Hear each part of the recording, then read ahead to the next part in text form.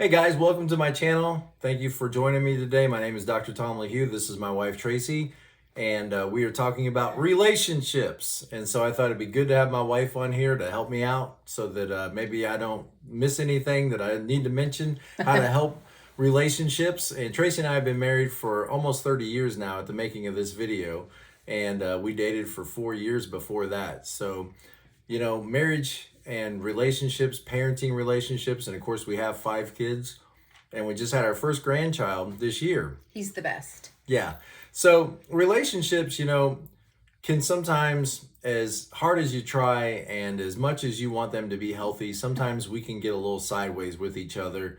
And so we're talking about relationships. We're talking about from the perspective of the Enneagram, and our goal is to help encourage you in your relationships. Now, if you want help and you want to reach out, in my description below, you can see that my website, I do book coaching appointments with individuals, and I do that just to help people understand their Enneagram type and how to be healthier, but also sometimes to help relationships. And so coaching appointments can look different for different people. Sometimes we work with individuals, and sometimes we work with couples, and try to help you get past some of those hurdles that come up in marriage or in parenting. So down below in the description, check that out. Thank you to my patrons that are supporting our channel, and let's get started. Okay, so today we're talking about type 1, and we are looking at type 1 in relation to the thinking types, which I'm in the thinking type. Sometimes I don't feel like I am, but I'm in the thinking type. That's debatable. Yeah, sometimes. And my brother is a type, one of my brothers is a type 1 wing 9. So I grew up, with a 1 in my house, very close relationship. And my dad, of course, is a 5, and my son is a 5. So I've lived among these types, and my daughter's a 6. So, and of course, I'm a 7. So I've lived among these types, 5, 6, and 7.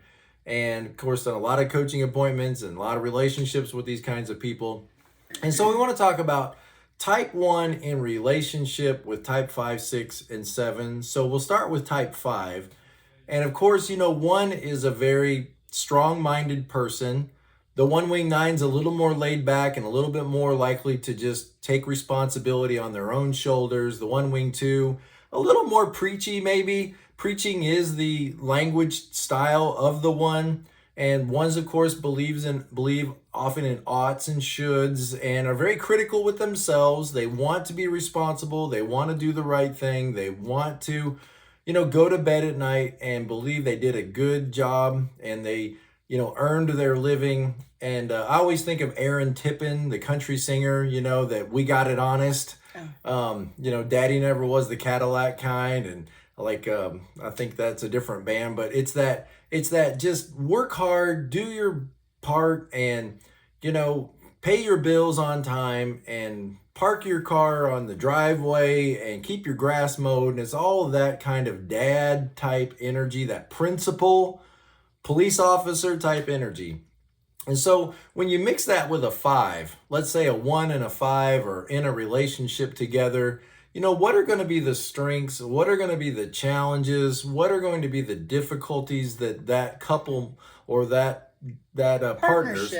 partnership might at work or at school or in the home or family, anywhere. Yeah, certainly. A 1 raising a 5 or a 5 raising a 1. My dad raising my son, my brother who's a 1. Which I had to laugh about that because when I was thinking about it, my brother would be working on some project, like tinkering around on his car or something like that, and he could get really aggravated. And I think that's probably common with 1s, especially working with stuff.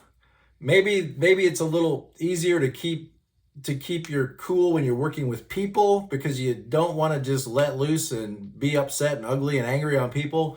But I can remember my brother Chester is his name. Chester working on his car and, just things not going right. And of course, it's in Florida and sweat rolling down your forehead and just, stuff not speakers not going in where they're supposed to go, and just him getting so aggravated at whatever he was working on. And if you were out there, you would have been trying for comedy. Yeah. And that would not be helpful. Yeah, I wasn't the most helpful with those kind of projects. I was more like, do you want me to get you a drink? Do you want me to turn the radio on? You offered to get him a drink. Do you want me to tell you a joke? I would be much more likely to try to irritate him than to help him, In a funny way. Yeah, of course, never in a mean way. No. But then my dad, who's a 5, would come out and sort of look over his shoulders, which, when you think about it from the Enneagram perspective, the 5, who's sort of the, why are you doing it that way? And are you sure you have all the right tools? And what are you even trying to do? And, do you know what you're doing? And there's no YouTube to look anything up 20 years ago. And, just that 5 dad presence looking over the shoulders of this 1 trying to do a project who's already frustrated. And, I'm sure that the 1 did not appreciate that kind of scrutiny, those kinds of foreboding questions at the moment. So when I think of a 1 and a 5, I think both of them are going to appreciate facts, information. They could both have some probably boundaries. Neither one is going to necessarily be overly emotional in their interaction, and they might be really good at sort of coming together, assessing information, making decisions, having good boundaries, and then working a plan without a lot of like, oh, you hurt my feelings.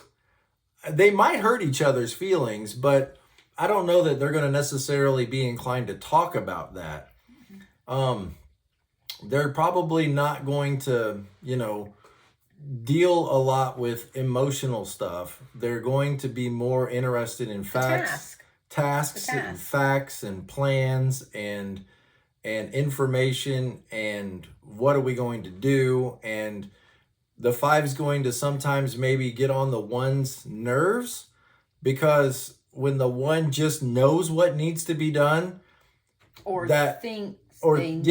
thinks they know what needs to be done, and that 5 is not necessarily going to agree with them, particularly if they've done any type of research, which they have. Right. They have, because they've researched everything. Right. Everything. Yeah. And even if they don't have specific information with the task at hand, they have so much information in their warehouse of information that it will certainly color the way they make decisions. And so when I just visualize, this 1 at work or in the organization or at home saying, this is the way we do things. This is the way we do it. We go into the grocery store. There's a certain way we go into the grocery store. We don't look around for a bunch of nonsense. We go in and we get what we need and we get out. And to some degree, the 5 appreciates that, because maybe they don't want to spend a lot of time in the grocery store either. But I could see where every time the 1 makes a claim to the right way things should be done, what's the impulse of the 5 going to be? Oh, to question it, or to tell you the facts, at least with our son. Yeah. It's to tell you the facts of why this is not the best way.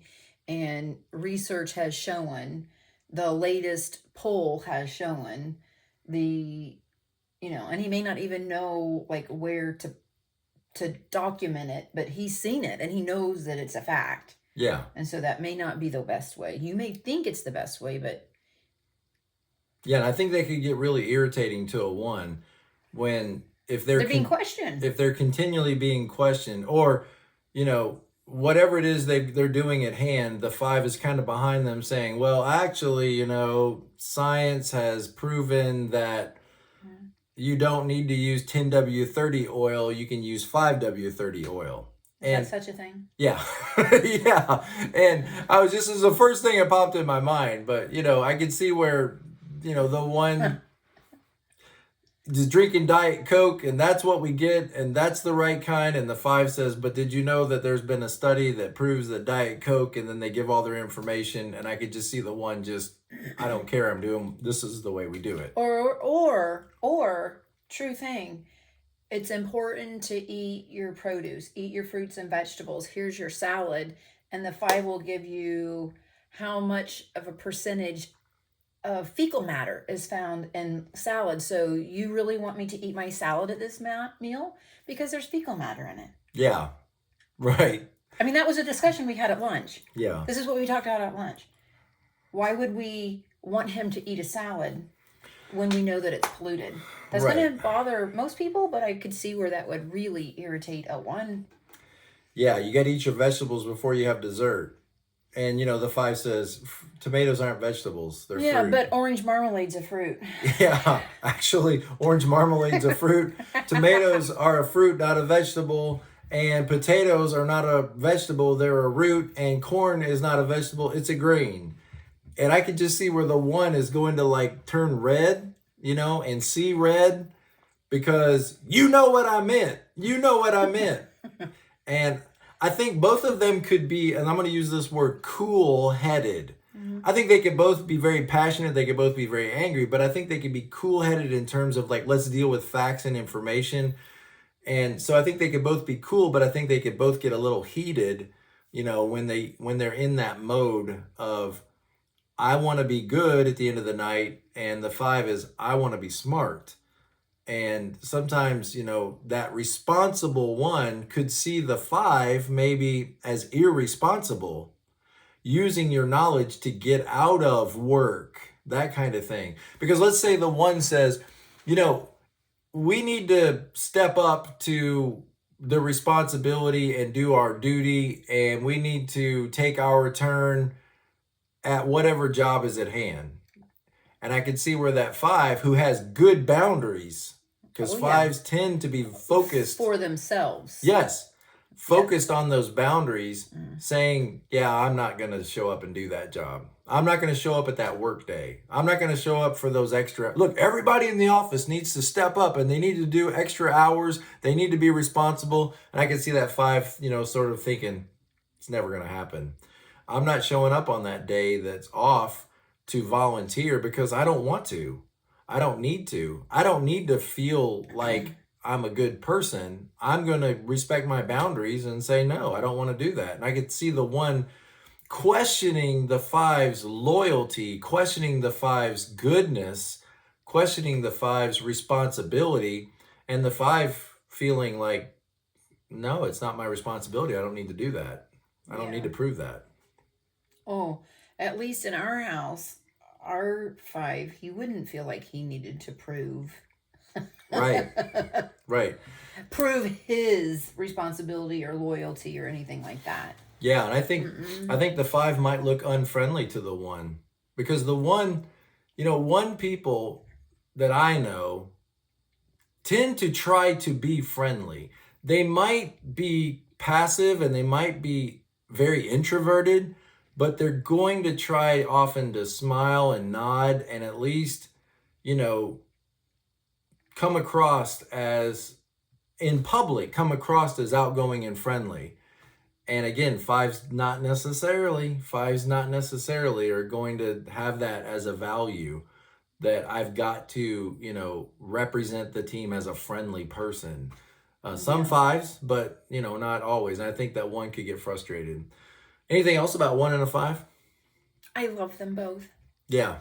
Yeah, absolutely. I do. Yeah. I mean, they both are great. I mean, they're both great. Yeah, and they both can be pig-headed. I said it. She doesn't want to say it because she's a 2. She's going to be nice, right? But both of you guys can be pig-headed. So if you are a 1 and a 5 together, just realize that about yourself. You can both be a little bullheaded at times, and I'm sure I'm not the first person to point that out to you. Now let's talk about a 1 and a 6, okay? So I think this in some ways is going to be very similar, but there's maybe some nuanced differences because 6s and 1s have a lot in common, especially that, what is it, the social 6, that's the rule following 6 that wants to know what's the guidelines, what's the procedures, what's the rules, what's expected of me. And I can see where a 1 could be very attractive to a 6 because 1s have that sense of knowing what is right and knowing what the rules are. They've got that sense of confidence about them. They don't wake up and wonder, what should I do today? A 6 might wake up like, how do I know this is right? How do I know that this is what we should do? How do I know I can trust these people? And the 1, just could seem like a rock to that 6 that's kind of asking a lot of questions and might be stuck in a little bit of fear and stuck in anxiety. The 1 isn't necessarily in anxiety. They have a good sense of what they want to do and what they're responsible for. And they're not asking, what's right. They're asking, how can I get it done and get home and, relax. But they're going to do it the right way. Yeah, they want Yes. it right. It's like intuitively they know the right. Yes. Right. Yes. And so that could, it might appear to the 6 that this 1 has it all together. This 1 that they are with, is just got this sense of direction within them. And the 6 might be feeling like they're missing that. That would be great to have that assurance of just knowing this is the right course of action without having to check the manual, because 1s don't necessarily need to check the manual. They know what they at least believe that they know what the right thing is. So that can be very attractive to a 6, I think. I think both of them could be focused on being productive. That's good. Both of them are focused on let's do things the right way. Let's not do it the wrong way. Let's be careful and let's get our facts and details right. And let's both be very responsible. Both of them, I think, are going to be responsible types, duty types, do the right thing the right way and sort of avoid, the asteroids of wrath of other people. Will follow the rules and do it the right way. Would the 6 probably be, I could be wrong, but couldn't they maybe appear to be a little more lighthearted than than the 1? Like, certainly the 6 wing 7. Maybe not quite so driven to get it done like the 1 is. Yeah. Even though they want to get it done. Yeah. They want their plan and stuff, but I think that they may seem, I don't know, maybe just a little. Yeah. I think the 6 wing. I think they would appear more open-minded. Well, that's going to be, maybe not lighthearted is not the right word. Maybe they would appear more open-minded because they are going to want to mine for all the information and compare. Where the 1 is just like, I intuitively believe that this is the right way, right? And so maybe I shouldn't say lighthearted, but more open-minded. Yeah, and that's going to be a plus for the 1 to have that voice next to them saying, well, why do we do it like that? It's going to irritate them. Oh, yeah, too. It's going to irritate them. It's definitely going to irritate them because the 6 is going to see gray. I think the 1 is going to see black and white, black and white, black and white. This is the way we do it. This is the way we don't do it. This is the right way, the wrong way. I am a 2 wing 1, and it wasn't until we had several kids that I started to see gray. Right. I see things very black and white. So a 1 would have to see it completely black and white. Yeah. And that 6 is going to see lots of shades of gray. Yeah. And that's going to be a good thing for the 1, but it's going to be an irritant probably at times for the 1. Why are you questioning me? What do 6s do? 6s question. That's what they do. They bring a sense of anxiety with them. They bring a sense of, how do we know for sure? How can we really be positive? Maybe this isn't the best way. What do the experts say? And just like a 5, I think at times could be pushing on that 1. The 6 definitely could be pushing on that 1 because the 1's not always going to appreciate a voice behind them saying, well, why do we do it like that? Mm-hmm. Is there a different way we could do that? What makes you so sure? Because the 6 always has one more question they could ask. And 1s aren't always going to appreciate being questioned. I know that I'm not a 1. I know that. But my mom was I'm pretty sure that my mom, I think she was a 6. I think she Yeah. really was. I think she was. She's passed on, but I think she was. Yeah. But a 6-7. Right. Buddy. I mean, she's everybody's buddy.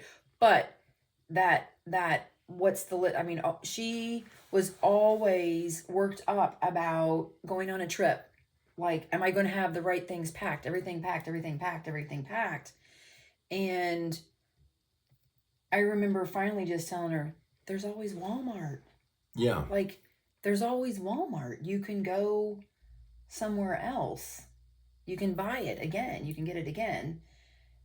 And like a 1, I think that they would be able to see there's, you can.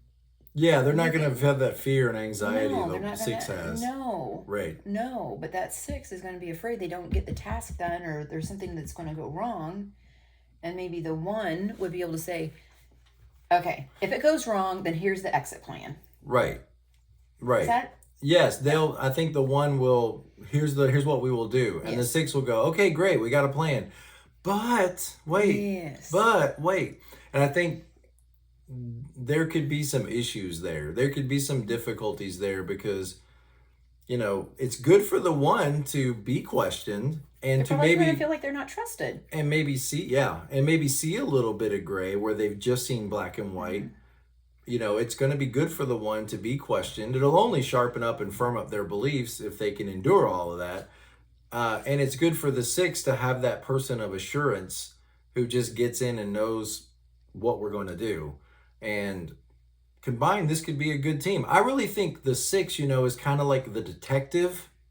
When I think of the 6 personality, think the detective. They come in, they analyze the situation, they try to see all points, they try to examine it and not lose any of the details. And somewhere in that 6-5 is the detective, And 1, I just think, tends to be like that police officer, that the police officer that's just on duty, doing the right thing, doing what's expected of them. And can detectives and police officers work together? Absolutely.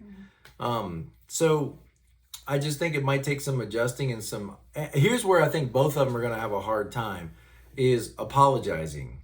I think both the 1 and the 6 are going to have a hard time apologizing. I think my guess is when they apologize, it might sound like they're doing something else. It might be some kind of long, drawn out, was that an apology? At the end of that, you might ask yourself, was that an apology? Or it might be so short and sweet that you didn't even see it, because 1s do not want to be wrong. They criticize themselves so much. Everything they're doing is to try to avoid being wrong. To say out loud, I was wrong. I did the wrong thing. And for a 6, they don't want to be wrong. They have this tremendous fear of being wrong. Like, the wolf pack is going to overtake you and chew you up and the universe will spit you out.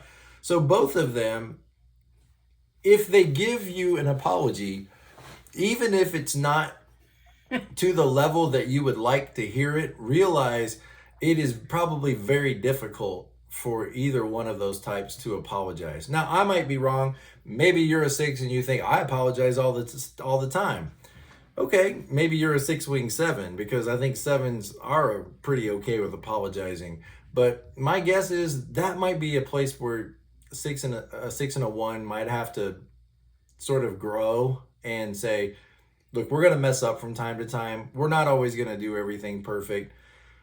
I'm trying to be a good guy. You're trying to be responsible. We're trying to be, and there's going to be times when we as a couple do the wrong thing and we're going to have to apologize for each other, and we're going to have to accept that apology and then just go on. Okay. Anything else about a 1 and a 6? I love them too. Yeah. Well, 6, yeah. You said something about 6s, like maybe sometimes passing the buck of responsibility. The 1 might hear it as them not taking responsibility. I have a friend who, she's a 6, and anybody in her life, like, who does really a clearly obvious wrong thing, like if the kids are misbehaving or a husband's being a jerk or something, or her friends have treated her wrong, or she will always say, well, maybe it was because I felt anxious and they were reading my energy. Or maybe I overreacted once and so now they always, I mean, she does not like let other people be wrong, like take responsibility for their misbehavior, their mouth, their, um, if they treat her wrong, she really thinks that she probably caused it. Yeah, something in her was Yeah, deficient. and I don't know if that's, yeah. Yeah, and I don't see a one. I mean, imagine that scenario. If I was the one dad, you're the sixth mom, and Junior's misbehaving, he's just making a, What you think, what the one would think. yeah, Yes. right. Yes. Junior's misbehaving, and you got a sixth mom or a sixth dad that's saying, well, I don't know, maybe they didn't understand. I can see where the one is, you're babying him. You're babying him. He needs to understand there's consequences for his actions. He needs to, the preaching of the one, could end up, so yeah, I could see where that could be an issue. The six might want to, well, maybe I'm to blame. Maybe it's me. Maybe it's not really as bad. Maybe it's, and that one's not going to feel that way. They're going to feel like that kid needs consequences. That kid needs to, be grounded. They need to be. That employee should be fired. That employee should be fired. Yeah. Yes. Which is going to seem very harsh, maybe, to that six, Yeah. who can maybe see the other side of the coin, and yeah. Well, you got to make sure. Okay, well, if that's a challenge, then let's get to the last one, the 1 and the 7. Again, this is kind of the classic comedy team, because it really is an accelerator and a brake. The 7, of course, is the accelerator. Like, how much can we get away with? What can we do? Let's light a firecracker, let's do something. And that 1 being often the brake, well, somebody's got to be responsible. Somebody's got to pay the bills. And that's probably the first thing that come out of my mouth with 7s and 1s is the 7's going to seem like a child and the 1's going to seem like a parent. And so if you're in a marriage, 7 and a 1, that's probably what your relationship feels like at times, which isn't necessarily comfortable for either one of the individuals in that marriage. Because, nobody wants to feel like they're being babied, and nobody wants to feel like they have to be a parent of their spouse. Do you ever feel like you have to be my parent as a 2 wing 1 and I'm a 7 wing 6? This is not even fair. This is not even fair. That's a yes. That's a yes. All I know is that most of the people I know say to me, you have 6 children. They say, oh my goodness, how do you ever do it? They say, you've got 6 children. How do you ever do it? Yeah. And No, I mean, that's not fair. That's not fair. So the good thing, 1s go to 7 when they're healthy, right? So hopefully the 7 can draw that out of the 1 and help the 1 see a more playful side to themselves. And, the 7 hopefully can bring some humor and some joy and some laughter into the home, bring some music into the home, bring some, lightheartedness, just some lightheartedness into the home. Because in reality, life is not lighthearted.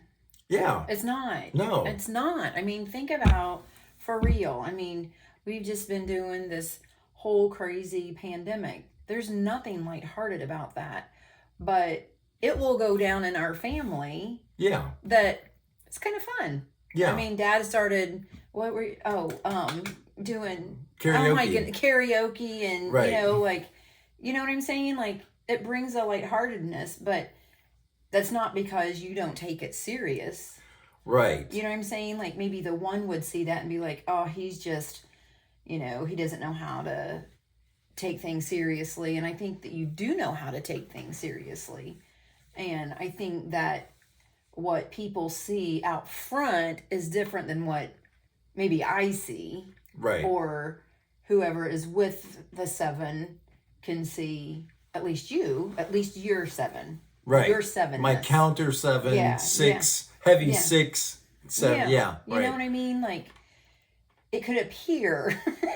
So there's what she's saying, guys, is there's 2 ways for you to look at this. One is, as a 1, you could just say, man, I'm so frustrated with my unresponsible 7, and they're they're what we blame for everything. On the other side of the coin, you could say, since I'm married to a 7, I have someone to blame for everything that goes wrong. You could just say, we can't come to the open house because my husband is so irresponsible. He forgot that he has to go to the dentist.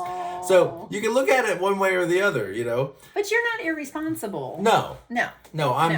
I'm not, but I think I had to learn to not be irresponsible. I wouldn't have seen it when I was a kid that I was irresponsible, but I knew that my locker was messy. I knew that my desk was messy. I knew that my room was messy. I knew that I would take notes in class and then lose. And then you would have this girlfriend help you. Yes, I would lose my notebooks, and that's irresponsible. I don't know. I didn't understand why those things were happening. It didn't make sense to me that I was irresponsible. It's just something was wrong with my notebook because it all fell out and it's gone, and I don't know what happened. And you have no idea how hard it is for me to sit here and not no, it wasn't. No, it was, you were just a kid. And I was just a kid. Yes, it's okay. Yeah. It's okay. You grew up. Yeah. You grew up. It's okay. I'm still growing up. Well. So I think, this is a classic combination that could work very well together if you can get along. There. What a great quote. This is a great combination if you can get along, because you're so different from each other, but yet you can kind of meet, and in that you really could benefit from each other so much. The 7 does often need that heavy person who will be the bad guy, who will make sure the kids get their teeth brushed, go to bed at night, get their homework done. The 7's going to have a hard time being that person. And even as a 2, you have a hard time sometimes because you have to lean on that 1 often when it's not comfortable, because as a 2, you want to just be, oh, it's okay, it's all right, I understand.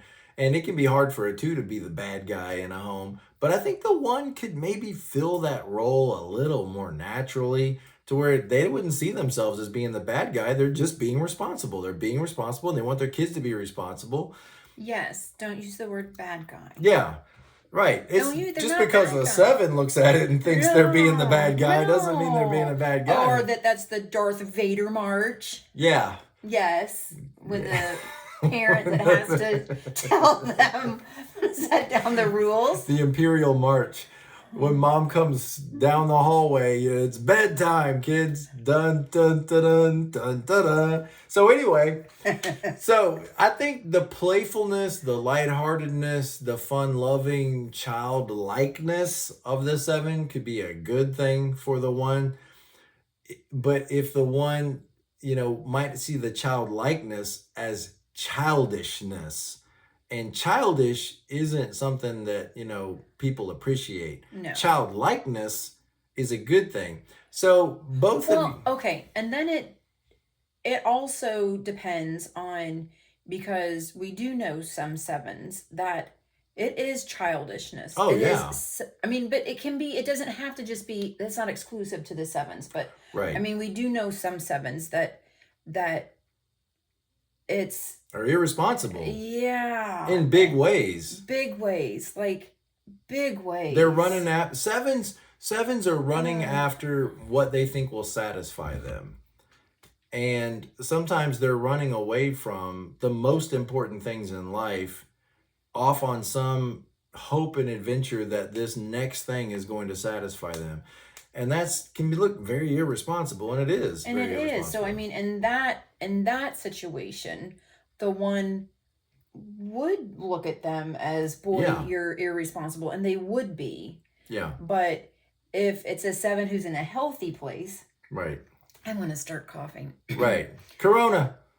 No. But we had strep. Yeah. We had strep, and we had to actually, you had a corona test, and it was negative. Sorry. Yes. Goodness. See, that would be irresponsible. That's irresponsible. To tell people that I had it. Yeah, when I didn't. But please, I didn't. Don't hate me. Right. I didn't have it. Right. All right. So. But what I was going to say, or was trying to say, and then was that if you have a 7 who's in a healthy place, right, assuming that they're not really childish, they're just Right. playful and childlike, then the 1 wouldn't necessarily be justified in saying you're immature, right, you're right. you're not going to get your work done, you're not going to amount to anything, look what you're doing. They're not justified in that. Yeah. So maybe the 1 needs to back off just a little bit. Really, essentially in my mind, it's like you got the principal and the class clown together. Yeah. And you can see what that dynamic is going to feel like for both of you. I mean, who wants to be the principal? Who wants to be always, in trouble as the class clown? So taking each other seriously and taking each other's position seriously and communicating and having conversation and negotiating, all of those would be great skills for ones within, or for all of us as couples, all of us as parents. And at work. Yeah. Yes.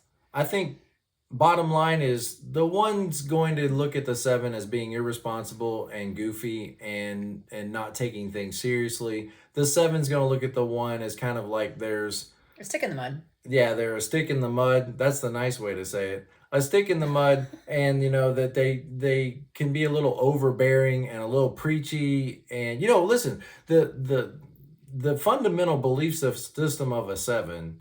I mean, obviously, as a pastor, have a different worldview. But the average 7 out there, the fundamental belief system is whatever makes you sleep at night. Whatever it takes to make you feel good. Hey, that's none of my business. 1's don't think like that. That's just not the way 1's think. And so that whatever helps you sleep at night mixed with, no, there's a right way to do things and we're going to do that way. You can see where there's going to be some opportunity for conflict. And I think if you can work through that, what a great team that could be, though, because you really do need each other. You need an accelerator. So 1's need that person pushing on them saying, let's get out, let's do something different. Let's not be cooped up in the same old structures all the time. There's a world out there to see.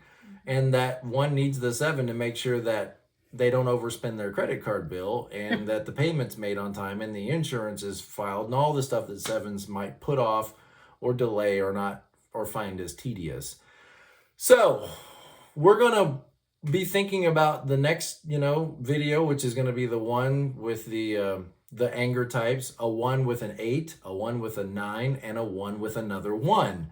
And so that'll be our next video that we do together as a couple.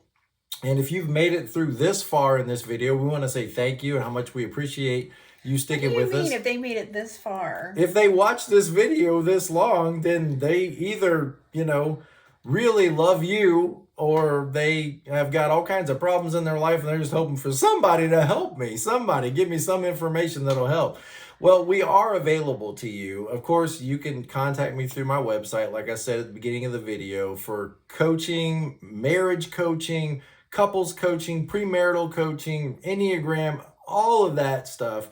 Whatever I can do to help. Because you are not an irresponsible, right, childish, right, yeah, because you've buckled down and you've done the work. Yes, absolutely. Yes. And I have found that what you're really looking for is often right under your nose, and a lot of 7s don't realize that it's often right there in front of you.